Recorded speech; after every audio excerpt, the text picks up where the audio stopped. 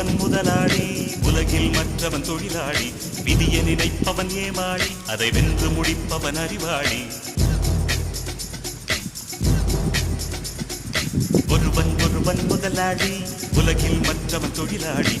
விதியை நினைப்பவன் ஏமாளி, அதை வென்று முடிப்பவன் அறிவாளி. பூமியை வெல்ல ஆயுதம் எதற்கு, பூப்பறிக்க கோடரி எதற்கு, பொன்னோ பொருளோ பொற்களம் எதற்கு, ஆசை துறந்தால் அகிலம் உனக்கு. ஒருவன் முதலாளி, உலகில் மற்றவன் தொழிலாளி.